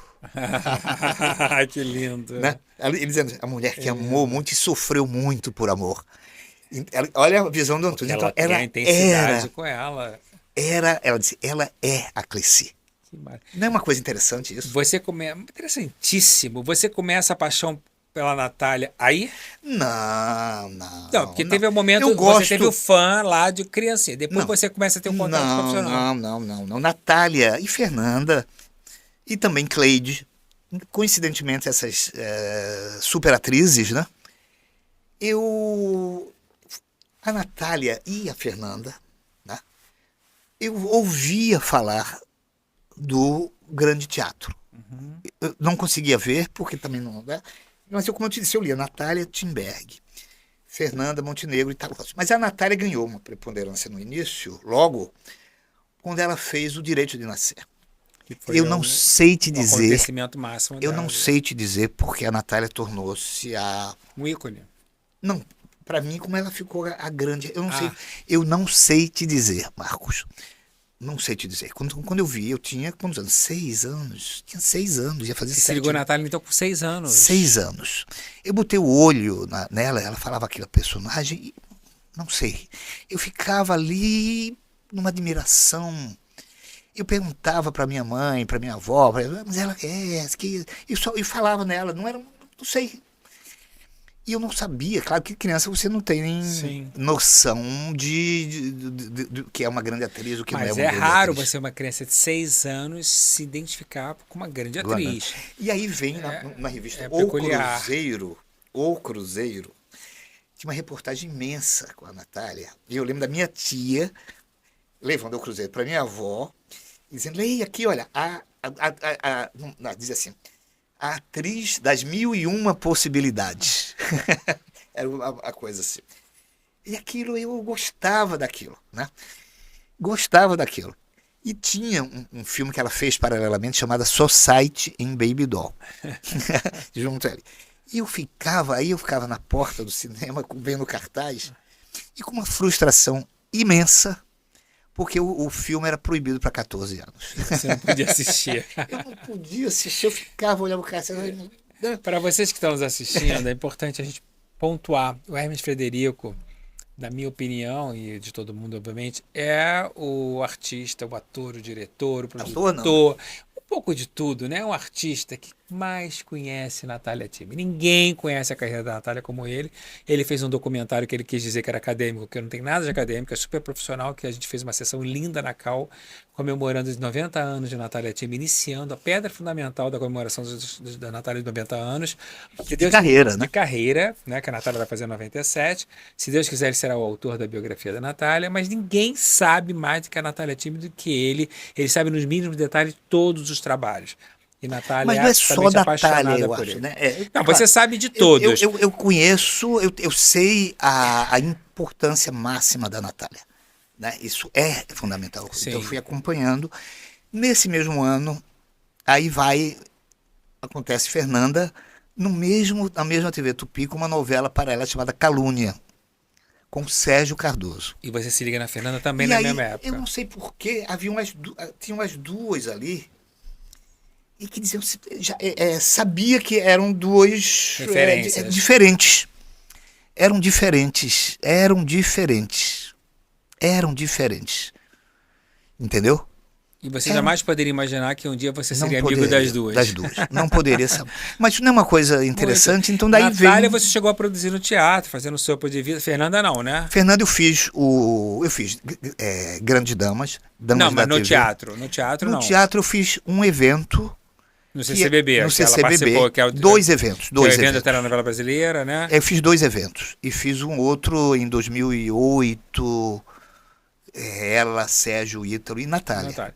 Quando você produz muitas peças com o Zé Celso, mas depois você tem uma carreira de produtor, com Antunes, desculpa, e uma carreira de produtor independente. Você começa a produzir com a tua produtora. Aí né? Vem um outro detalhe que envolve o profissional que está dirigindo academicamente uma instituição. E aí vem, vamos dizer, até você indiretamente entra nisso. Então, eu estou no final do século XX, fui no CCBB, conversando e tal, e disse assim, precisamos de uma peça que mostre a virada do milênio. Era Nostradamus. Eu sabia que o Abujanra e o Fagundes tinham feito em São Paulo, disse, tem essa peça, eles gostaram, né? E chamei o Gustavo, né, nós dois, e produzimos o Nostradamus. Chamei Fauzi Arapi. Eu dirigia. Fauzi Arapi. Mas o Fauzi Não se entendeu bem com, né, Quem eram os com o atores? Doc Comparato. E aí, quem vai dirigir? Renato Bork. Aí então veio o Renato dirigiu uma figura, outra figura, outra Adorável. figura. Adorável. O teatro puro também, né? Puro teatro. A arte pura. E aí o elenco era Tonico Pereira, Laura Cardoso, Cécio Thierry, que fazia o Nostradamus, Cláudio Tovar, Luiz Fulaneto, Arnaldo Marques. E aí eu digo assim, eu vou colocar nos papéis mais jovens os alunos que se formaram na Cal. Que ideia ótima. Aí coloquei os alunos para fazer o Um Nostradamus. estímulo maravilhoso. Não acha? Mas eu fiz por... né? Eu tenho né? Você sempre teve essa coisa de estimular, inclusive você estimulou uma companhia de atores jovens que o Pedro agora, né? Eu não estimulei, eu criei. Criou, né? Eu criei. Você sempre teve esse olhar. Aí é que vai entrar. Eu digo assim, eu tô aqui. Já em 99, 98, 97, 98, eu dou aula na PUC, dava aula na PUC às quartas e sextas. Eu não sei como é que você faz tanta coisa. Quartas e sextas de manhã. Olha que coisa interessante também. Aí naquele ano, nas sextas-feiras, a Cal, com essa turma, ficou sem professor. Não tinha. Nesse ínterim não tem. A PUC me liga se precisam de uma ajuda sua com urgência. Precisamos que você nos ajude a mudar o horário. Você pode passar para ficar segundas e quartas? Olha. Eu disse, sim. Com essa minha ida de segundas e quartas, eu pude ficar com a turma às sextas-feiras. Olha. E nessa turma tinha Pedro Osório, tinha Augusto Zac, tinha Gustavo Rodrigues, tinha Ricardo Vicente, tinha Henrique Manuel, Arlindo. Não, Arlindo não estava ainda. E Verônica, Nara, tinha uma Mariana, né? E fiquei assim, né? Tipo, essa turma, Mônica, Emílio, Luciana Belchior, né? Então eu fiquei assim, comecei. E eu ficava, eu lembro muito bem, de 8 às 11 com eles. E aí houve aquela sintonia total. Que é muito estimulante. Que nem a minha turma do curso era assista. É muito estimulante. Então havia troca. Pá. E vamos montar o quê? Era a montagem do meio do ano. Aí foi que eu tive uma ideia muito louca. Ainda por isso que eu disse que é bom ter Gustavo perto de mim, porque a gente tem uma troca parecida. E eu disse assim, Gustavo, vamos fazer uma loucura. Vamos chamar o Luiz Henrique.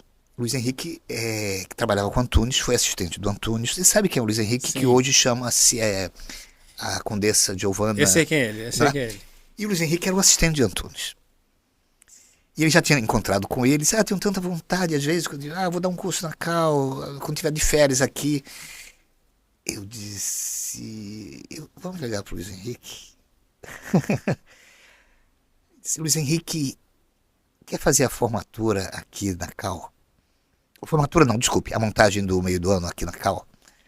E ele disse, quero, mas só tem um detalhe, você estava, eu não esqueço de você jamais, olha bem, não esqueço você jamais no Eterno Retorno, onde você, eu lembro muito daquela peça, é a peça que eu mais gostei na minha vida, e queria fazer aquela peça ou alguma coisa do Nelson. Aí ele chegou, olha o que ele solta. Ele chegou e disse assim, eu sei todas as marcas daquela peça. Quando ele falou aquilo, eu disse, você vai fazer essa peça em homenagem ao Antunes e você vai fazer com as marcas do Antunes.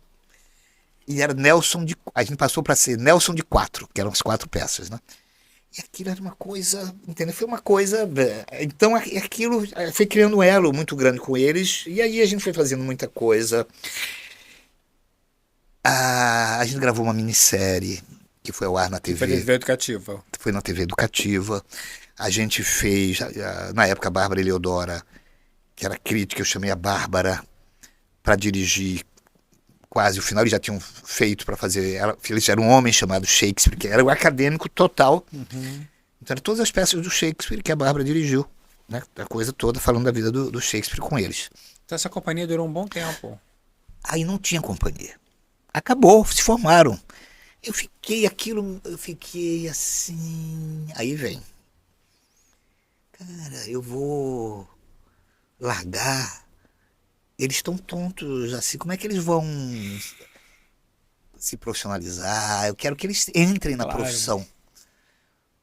E aí precisava eu disse, eu vou fazer, eu vou produzir. Olha bem, eu vou produzir. Produzi. Chamei Pedro Osório, que era muito chegado a mim. Quando você fala época. assim, eu vou produzir, é uma produção... Dinheiro. Não, e você, além do dinheiro, é uma coisa sua, não tem nada a ver com a Cal, né? Nada com a Cal, porque Pela estava sua fora da produtora, Cal. fora da Cal. Fora da Cal. Eu disse, eu tenho que fazer isso. Eu não vou deixá-los. Não vou largá-los na vida, assim, no mundo, e eles vão ficar perdidos. Então eu produzi, chamei o Pedro Osório, que tem gostava de produzir, gostava se joga, né? de agilizar, tinha uma sintonia muito grande com o Pedro. Depois eles ficaram com essa sintonia, Gustavo, Zé Augusto, Henrique, né? Arlindo, Ricardo, Mônica, toda essa turma que eu falei. E aí eu fiz o Fausto Gastrônomo, na Casa da Gávea, terças e quartas. E aí vem a surpresa, né? A peça era uma delícia, chamando alguns diretores e não dava certo. Não sei o que. E eu muito defensor deles, entende? Eu estava ali na frente, eu não sei assim, eu não quero que seja uma peça do diretor. Eu quero que a gente pense em primeiro lugar neles. E aí tinha uma coisa, isso não sei o que, isso não. E eu né, tinha uma defesa, defendia eles de uma forma muito, muito forte. Eu disse, tá bom, vem outra pessoa, enquanto essa pessoa não chega, eu vou fazendo com vocês, a gente vai vendo o texto, vai fazendo, eu vou olhando, eu vou orientando. Aí chamei o Fulaneto, que tinha ajudado também, o Luiz Henrique, disse, Fulaneto é com você. Eles já estão treinados. O Fulaneto montou em 3 semanas e meia. Uau! Né? Eu lembro naquele ano, eu gastei 18 mil, e com algumas, né, ajudas e tal. E o Pedro ainda não entrou com dinheiro exatamente, mas tinha entrado. Na segunda ele entra com um dinheiro também, que é transporting. Né? E aí o Fausto, a grande surpresa é que veio uma crítica. Porque um dos diretores chegou e disse assim, não, mas o Pedro para fazer o Fausto ele é inviável. Eu disse, não é. Então eu preferi o Pedro, claro. Porque você montou uma companhia ali, né? Pedro. Óbvio. Né? E ele ficou assim, eu disse, Pedro, você é capaz, você sabe que você é capaz, porque você fez pá. E aí fizemos o Fausto. Zé Augusto também, brilhante. Pedro Garcia também. Foi uma coisa assim muito... Arlindo, Ricardo. É uma peça que não foi montada ainda, fora essa. Muito interessante. E aí o que é que vem? Aí vem Jornal do Brasil. Coloca uma coisa assim... Elogia o Pedro. Elogia Zé Augusto, elogia... Jornal do Brasil. Aí eu lembro que ela termina a peça. Como dizem os jovens hoje... Uma peça irada. E a gente teve um bom público, acredita nisso? A gente passou para o Glaucio Gil. Aí acabou a temporada. E disse agora. Mas dentro disso eu coloquei o Gustavo, que também era da equipe. O Moacir Góes estava precisando de 2 atores jovens. Aí eu indiquei o Gustavo Rodrigues e a Rafaela Mandelli para fazerem Bonitinha, mas Ordinária, que o Moacir estava dirigindo no Carlos Gomes, né? Com Leon, Helena Ranaldi, Oswaldo Loureiro. Então o Gustavo e a Rafaela estavam lá, no Bonitinha. Depois, aí eu digo assim, e agora? Aí pronto, aí não tem mais jeito, né? Como é que eu vou... Aí vem, o que é que faz agora? O que é que faz agora? O que é que faz? Aí eu tava lendo o jornal, o Estado de São Paulo, e tinha uma notinha pequenininha, dizia assim, Transporting, tem não sei o que, se despede. Eu disse, é essa a peça. Uma notinha. Liguei, disse, a gente vai fazer Transporting. A gente vai fazer Transporting. Né? Aí sim, aí foi. Aí você conseguiu os direitos então para fazer. Eu, claro, né? E a mãe do Pedro que Osório, que ele, estava, coincidentemente, em Londres. Olha como uma coisa... conseguiu comprar lá. Conseguiu lá. E com um valor completamente compatível. E uma boa montagem. Excelente. Ganhou montagem. tudo. E aí o que foi que aconteceu com o transporte? Aí o Pedro disse, Pedro, eu vou... Claro, eu estava realmente... eu realmente produzi, né, a maior parte do dinheiro realmente era vinha da minha parte. E o Pedro teve uma atitude tão legal, ele tinha um Fusca. Ele é muito legal. Ele vendeu esse Fusca, ele vendeu um Fusca para colocar junto comigo. Entende? Legal. E aí Transporting foi a grande virada. Agora, e ele, Pedro, foi indicado, olha bem, com 22 anos, ao melhor ator do ano no Prêmio Shell, junto com Paulo Otran e Milton Gonçalves. Nossa. E o Fulaneto, que também entrou 3 semanas depois. Como diretor. Ganhou como diretor. Que maravilha. Então o Transporting foi um sucesso enorme. A gente começou na banca. É um espetáculo, inclusive, que pode ser remontado. Pode. Eu já pedi a renovação dos direitos. Merece. Tem que ser. Então, o Marcos. Então o Transporting ficou 3 anos, vai e volta. Blackout 86? Não, foi o Eric. Foi o Eric. Foi o Eric. Mas você nunca dirigiu? Nunca dirigi. Como é que eu te digo? Internamente. Então mas você nunca teve vontade de ser diretor? Não, eu preparava e dizia assim, Fulaneto foi o que entendia eles. Então o Fulaneto dirigia com uma beleza muito legal, ganhou o prêmio de melhor. Porque diretor. Você monta o esquema muito bem montado. Exatamente. Né? Aí vieram vários sucessos. Você sabe convocar as pessoas certas pelo local certo. E aí vem o patrocínio. Depois do Transporting, Transporting ganhou o Festival de Curitiba, foi uma Folha de São Paulo assim, tudo foi assim, Transporting foi um arrebatador. Tanto que a gente ficou nesses 23 anos. Sim. E aí eu vou no CCBB. Que você tem uma parceria longa de montagens, de peças e cursos, de encontros, né? Com a Letícia Murrana. No GNT. No GNT teve não sei porquê, como em Venise e Palermo, quando era criança. Também. O CCBB entendeu. Aí é que eu vou pro CCBB. Era a do Reinaldo ou não? Não. O Reinaldo já tinha saído. Acho que o Reinaldo foi na época do Nostradamus. Porque você faz uma sequência de montagem muito significativa. Mas você vê que depois, em 99, depois eu não vou. Eu vou em 2002. Aí eu vou procurar o CCBB. E nesse dia eu disse assim, olha, tem 2 coisas aqui que eu quero mostrar para vocês. São 2 coisas realmente boas, não tem como não ser. A primeira, vocês viram o sucesso do Transporting. Eu quero aquela mesma turma agora para fazer Laranja Mecânica. Laranja Mecânica. Olha que coisa. Tentando lembrar se eu vi. E depois, junto com Laranja Mecânica, eu disse, e tem uma peça adulta, excepcional, que é Longa Jornada, Noite Adentro. Que é a montagem da Cleide. Com Sérgio Brito. Cleide e Sérgio Brito. Onde Cleide ganha todos os prêmios. Cenário bonito, os 2 andares, ela fica andando para lá e para cá. Cleide ganha todos os prêmios, é uma montagem realmente inesquecível. Muito boa. Então, nesse 2002, eu estava com eles, com Laranja Mecânica, que a gente estreou em Brasília. E Pedro Osório de novo. Pedro Osório, a turma toda de novo. Então, o Pedro, a gente estreia em Brasília, com o patrocínio do CCBB. Longa Jornada estreia no Rio de Janeiro, com o patrocínio do CCBB.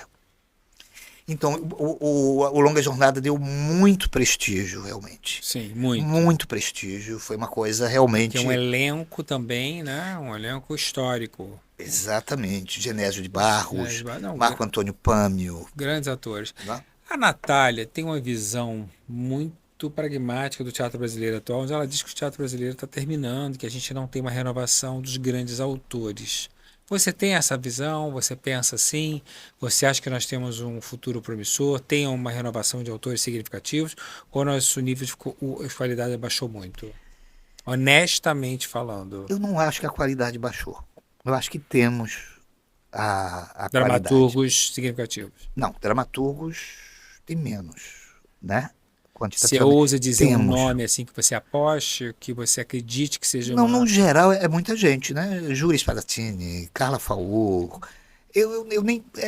tem vários, Renata Mizarri, Rodrigo Nogueira, Gustavo Pinheiro, sim, muito contemporâneo, muito né? atual, assim, muito, é um autor que ainda vai muito adiante. Também acho. Entende? São Paulo também tem os seus, né? Os seus autores. Então eu acho que temos. O que não temos hoje há uma natural dispersão, mas não porque foi o mundo que evoluiu, que cresceu, entende? A época dos grandes atores, né? Fernanda Natália, Cleide Cacilda, Teresa Raquel, Juca, Paulo, Sérgio Cardoso, Leonardo Vilar, Rosinha, Irene um pouco depois. Mais contemporânea, né? Era uma época em que o teatro tinha a primazia, o foco estava no teatro. E nos grandes clássicos. Nos grandes clássicos, em textos muito difíceis e atores que se entregavam de corpo e alma. Temos espaço ainda para os grandes clássicos? Temos. Temos mão de obra para tal? Eu acho que temos. Eu acho que agora vai crescer. Vai crescer, mais ainda.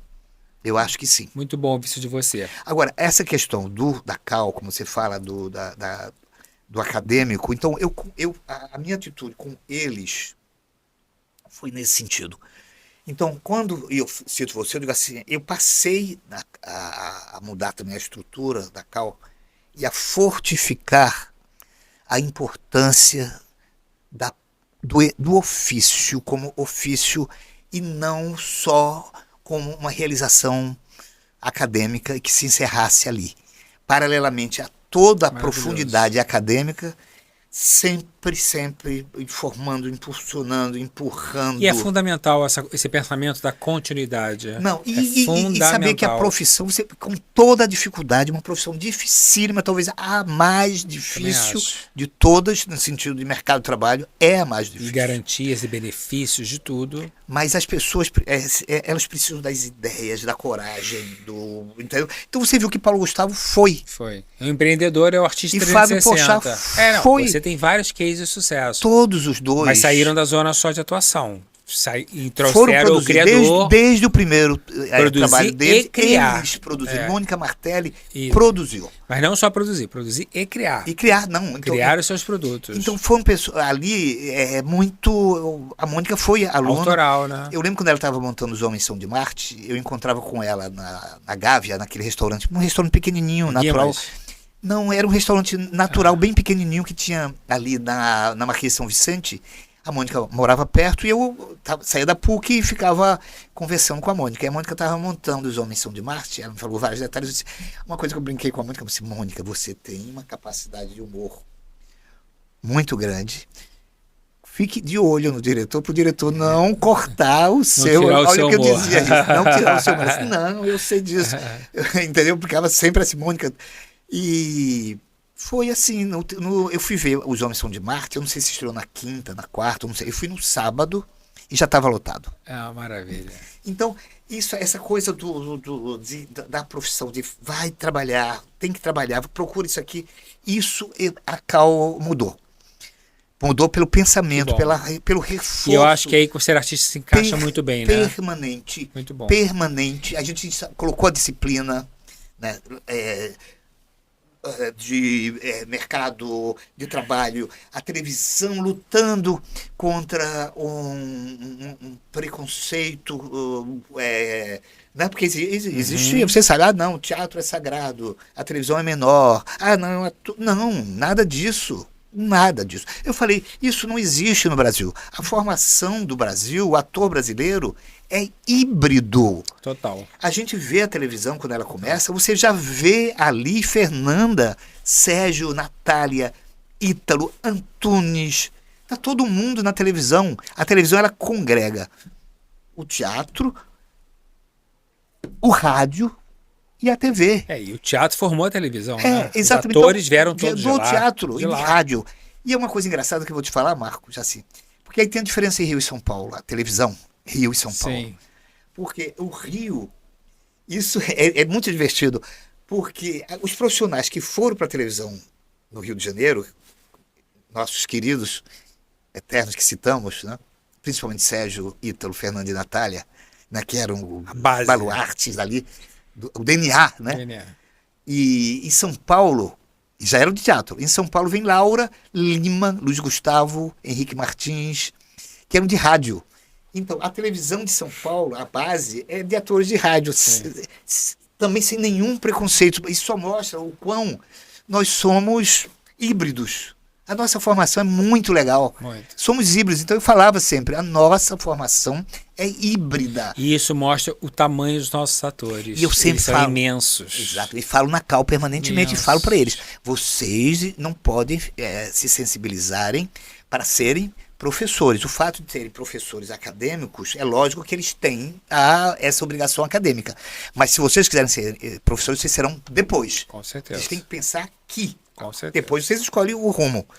Vou lecionar depois. Então eu sempre coloquei muito isso na Eu formação. estou esgotando meu tempo, eu tenho que entrar em dois assuntos com você Entre. fundamental que eu não posso deixar de falar, que são as suas criações para os programas do GNT, onde você fez... Do Canal Viva, né? GNT e Canal Viva. Você fez as E agora vilãs- Globoplay Novelas. E Globoplay Novelas. Então você tem vilãs que amamos, casais que amamos, crianças que amamos, novelas que amamos, comediantes que amamos, especial Fernando e Natália, o Dois em Cena. São projetos maravilhosos, importantíssimos, um legado muito rico. E eu queria que você falasse assim, um pouquinho desse produtor de conteúdo de alta qualidade, do legado que você deixou na televisão brasileira. É importante você falar até a palavra legado, porque recentemente, né, quando o Benedito faleceu, né, eles quiseram exibir o Donos da História com o Benedito que eu tinha feito há mais de 7 anos. Maravilha. Então, para você ver que tem uma importância, né? Ficou. Com Vai certeza. ficar, ficou. Né? Eu não sei te dizer, Marcos, assim, como... eu acho que é o meu conhecimento, eu tenho esse conhecimento, eu não posso negar, né? Então esse conhecimento que eu tenho me dá uma tranquilidade, me dá uma facilidade, né? Muito grande, porque está muito, muito instalado na minha mente, muito instalado, né? Tá muito aqui, muito gravado realmente na minha memória, na minha lente. Então, e eu gosto disso. Né? Eu gosto dessa turma toda, eu gosto. Então, quando eu propus o Grandes Damas, tinha tudo isso. Eu digo, essas mulheres precisam ficar na história. Eu acho que você tem uma admiração genuína que nem eu tenho. Como Ana Rosa ficou, disse, Não. não, Ana Rosa tem que estar aqui. Eu falei para ela, Ana Rosa, você tem que estar comigo. A atriz que mais fez trabalhou. mais trabalhou. Eu falei, Ana Rosa, eu vi você fazendo se o mar contasse. Aquela mulher linda. Né? Então você tem que ter, eu chamei, você não tem que ter, desde Ana Rosa. Temos a Ana Rosa voltando para a novela das 7, depois de 10 anos fora da TV Globo. E aí a gente comemora muito porque a gente acha que isso tudo é fruto do movimento Eu Quero Veterano na TV. Glória Menezes, é a primeira da novela diária. Pô, Glória não pode faltar. Regina, que era a atriz mais popular do Brasil, não pode faltar. Fernanda e Natália, que são as grandes atrizes de teatro que desde o início estão na televisão. Você trouxe Cleide, né? Você trouxe Ruth de Souza. Ruth de Souza, que está lá também desde o início. Eva Vilma. Eva Vilma, pô, tá lá desde a Lua Dercy que você acabou colocando. Então tava todo mundo ali, foram 23 episódios. E você fez os grandes atores também. Depois eu fiz os grandes atores, onde houve uma ideia dos veteranos, mas como eram 5 anos do Canal Viva e 50 da TV Globo, então a Globo teve a ideia de passar através do Canal Viva, dizer assim, vamos colocar jovens talentosos junto com os veteranos, porque temos futuro. Que aí que criou o Dois em Cena. Não, criamos os grandes atores. Ai. Então, junto com o Lima Duarte, com Francisco Coco, com Tarcísio Meira, né, com essa turma clássica, assim, estavam Marcos Palmeira, Murilo Benício. Os que estão recebendo o bastão. Exatamente. Reinaldo Gianecchini. Maravilhoso. Então tava essa turma jovem, Marcelo Serrado. Agora, você que nem eu, você fora o conhecimento sobre todos eles, eu tive a honra, inclusive, de trabalhar com a maioria. E depois dos comediantes que eu queria. Os comediantes. Que ficasse você tem uma os admiração autores, né? Então, pessoal por eles, tudo. né? Você tem um carinho por eles. Você Sim. tem uma relação que é uma relação de amizade, Perfeito. né? Você criou isso com eles. Criei. Eu fui muito a teatro. Eu gostava de vê-los. Vi muita televisão, vi no cinema, entendeu? Então, era muita intimidade. Lia as revistas. Eu brinco sempre, hoje eu digo para minha mãe, olha, aquelas revistas todas que eu lia, viu que instalou, né? Minha peça começa assim, né? Quando eu vi os posts da revista Amiga que a minha avó colava a cara dos atores na parede. Eu lembro a primeira Amiga, viu? Lembra disso? Mal eu sabia que eu seria empresário daqueles artistas todos. A primeira Amiga eu tinha 11 anos. Olha. Regina Duarte e Cláudio Mazo na capa. Véu de noiva. A segunda. Eu sou da época Amiga e Contigo, ponto. Tinha intervalo também antes. Eu não peguei intervalo. Intervalo ainda é antes de Amiga. A segunda, eu lembro bem que era Ioná, sozinha na capa. Ela, estrelíssima. Né? Então né? Essas mulheres paravam o país. Né? Elas paravam o país. Era uma outra realidade. Então tudo isso foi juntando na minha cabeça. Eu acho que eu sou uma pessoa... É engraçado, eu usei a palavra híbrida, né? Eu acho que eu sou híbrido. Eu acho também. E eu tenho a sorte de ter você de um lado e Mauro Alencar de outro lado, fazendo livros gigantes da TV. E estudei muito, né? A medicina foi... E eu sempre fui bom aluno. E você é curioso, até pelas conversas que você tem com a gente, quando você vai conversar, você, além de ser um excelente ouvinte, você gosta de saber, você gosta de entender. Eu, quando uso a palavra curioso, é uma palavra que eu fico... mexe um pouquinho comigo. Você acha por quê? Eu não sei se eu sou curioso.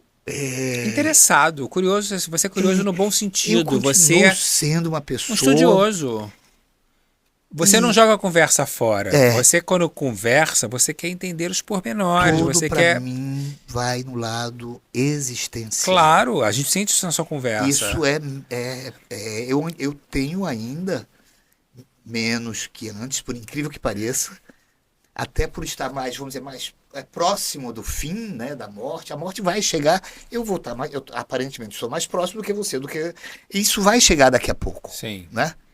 Então, essa relação com a morte, ela foi também mudando. Mas você tem um lado, Hermes, que entende? E ela é mais leve você hoje. tem uma humanidade muito forte, você. Quando eu fui dar aula na Cal, e eu lembro como se fosse hoje, primeiro dia do curso, que a aula hoje é sobre humanização. A cara de espanto dos alunos foi imensa, que as pessoas não entendiam o que eu ia dar numa aula de humanização. Quando acabou a aula, eles aplaudiram, eles ficaram muito encantados, porque a humanização é a base da minha vida. Eu não acredito nas relações sem esse lado. E você tem isso de sobra. Esse é meu. Antes eu achava assim, eu tinha uma dúvida, eu vou te falar intimamente. Eu dizia assim, será que eu acho que eu sou uma pessoa egoísta? Eu comigo, né? Aí ficava pensando, será que eu sou egoísta? Porque eu pensava mais ainda em mim do que... Mas eu digo, mas as minhas atitudes e os meus sentimentos não eram tão egoístas. Eu não acho você nada egoísta, tá? Não é. Eu não vou contar para você detalhes, um dia posso contar, mas eu tive 2 situações na minha vida, né?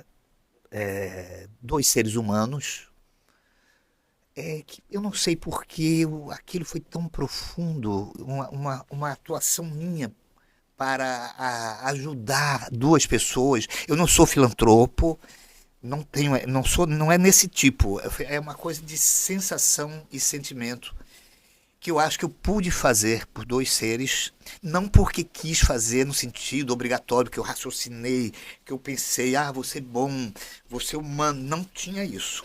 Eu agi com alguma coisa interna, então talvez isso eu tenha um percentual X de humanidade, talvez. Eu acho que é imenso. Eu vou te falar uma cena que não sai da minha cabeça, eu também narrei na minha biografia. No primeiro curso que eu dei na Caos, eu emocionalmente não estava bem no primeiro curso, por questões particulares. Você foi muito meu amigo, você me deu muito apoio.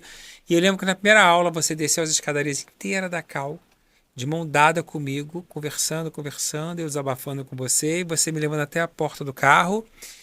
E aquilo foi um alento no meu coração e fez com que eu tivesse uma vontade dobrada de voltar a Cal e dar aula. E você, por várias vezes, foi para Cal só para me receber. Sim. Você ia para a aula, abria a aula, me dava um beijo, um abraço e me dava força e eu entrava na aula. Isso, na minha visão, isso não tem preço. Eu me sinto muito honrado. Isso não tem preço. Você ter um olhar e uma amizade de uma pessoa do seu nível, do seu profissionalismo, do seu conhecimento, da sua cultura, esse tipo de carinho é raro. Eu acho que a vida é isso. Eu acho hoje eu acho que eu posso dizer, eu acho que hoje eu posso, com conhecimento meu, eu não sou uma pessoa mascarada. Nem um pouco. Eu não sou uma pessoa longe de mascarada. ser. Hoje eu posso dizer com tranquilidade, eu sou uma pessoa reservada. Sim. Eu sou um pouco fechado, E no mundo que vivemos, eu acho bom. mas é meu também. Mas o meu fechado, o meu reservado, não me impede De forma nenhuma. do outro. Então, eu não tenho. Eu sou uma pessoa que tem não tenho rancor. E o que é ótimo não ter, né? É consigo, que nem eu. não Também não consigo. tenho rancor, não tenho Posso raiva. ter alguma coisa na hora, mas eu fui vendo certas coisas que eu Eu estou tenho. fazendo minha biografia, eu costumo dizer que a minha biografia vai ser uma biografia de luz. Só Não é, coisas não é, boas. eu acho que eu não estou me auto-elogiando, não. Não, a sua característica É uma real. característica, Claro. é uma característica. Assim como eu também tenho essa característica muito latente dentro de mim.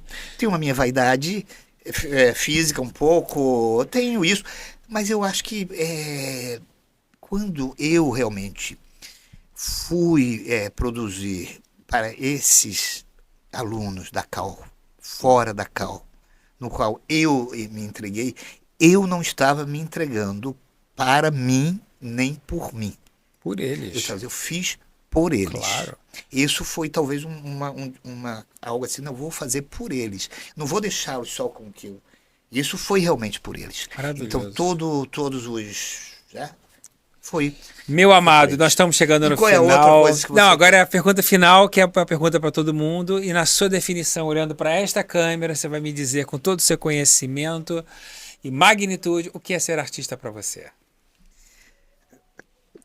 Ser artista é um atributo misterioso que deve vir do que a gente chama Deus. Que bonito! Não. Uma das definições mais reflexivas que tiveram aqui. Lindo, lindo, lindo, lindo. Amigo, obrigado por tudo. Você Legal. sabe que eu te amo, que eu te adoro, que eu te respeito, que eu te admiro, que é uma honra estar do seu lado, é uma honra conviver com você. Acima de tudo, porque você gosta de mim, eu gosto de você. E a nossa troca é muito bonita. Obrigado, Marco. Espero que a gente tenha muitos anos aí de parceria pela frente. Isso aí. Você sabe que quando você fala isso é porque tem o outro lado correspondente. Eu né? sei, eu sei. Né? E somos opostos também, astrologicamente, como Exato. se diz. Então, os opostos se encontram no infinito. Né? Eu literalmente te amo. Para vocês que estão sempre com a gente, todas as quintas-feiras, 19 horas, no nosso canal do YouTube, na sua TV Conectada, no canal WePlay, Ser Artista Podcast. Pessoas interessadas para um público interessante. Um beijo.